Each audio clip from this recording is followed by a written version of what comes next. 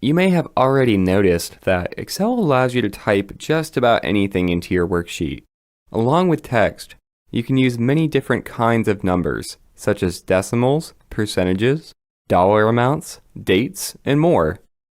To do this, Excel uses a feature called number formats, and it's really important to understand how they work. Number formats tell Excel exactly what type of data you're using.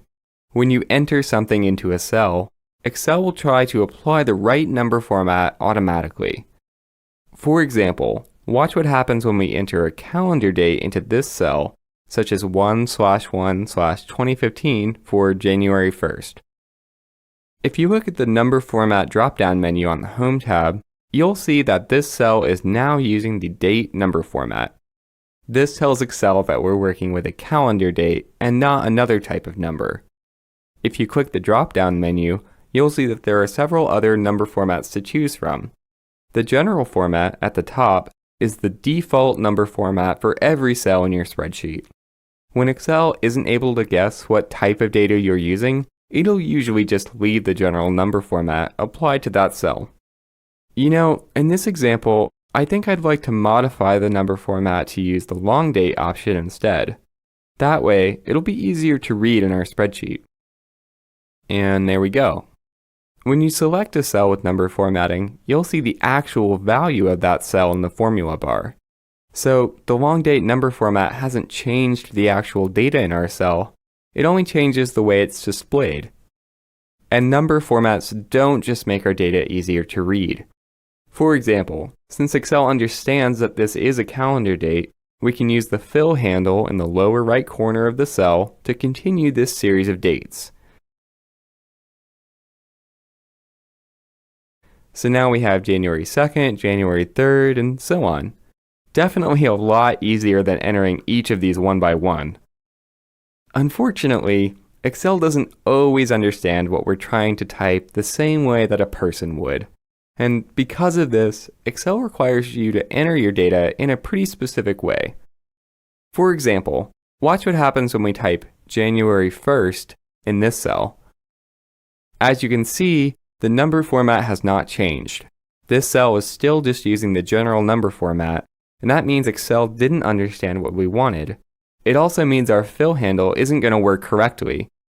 Instead, it just copies the data from this first cell, which isn't what we want. To fix this, we'll need to change this value to something Excel can understand, such as 1/1/2015, or just January 1 without the ST.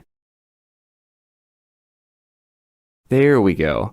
So you can see that Excel has applied a custom date format to this cell, and that's because it understood what we wanted. And now, just like before, we can see the cell's actual value in the formula bar, and we can even use the fill handle to continue this series of dates. Let's take a look at another useful but potentially confusing number format, percentages. Remember how we said before that certain data needs to be entered in a certain way?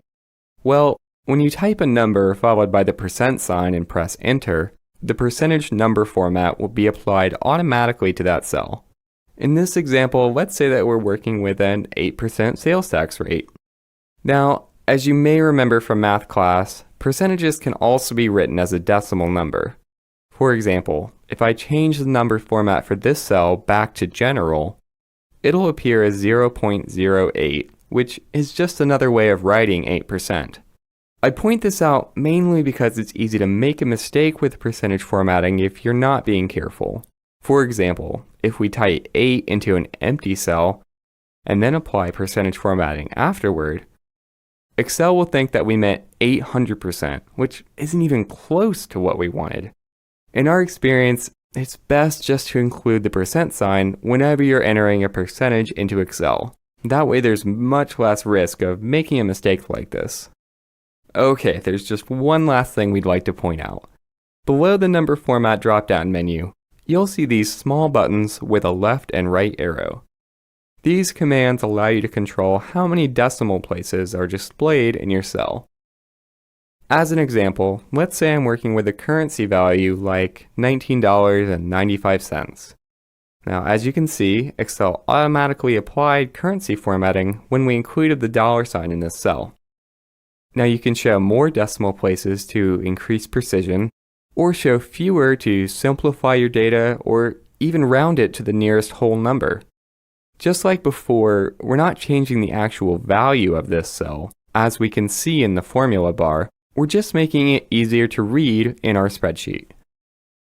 Now that you know how number formats work, take some time to ensure that you're using them correctly in your spreadsheet.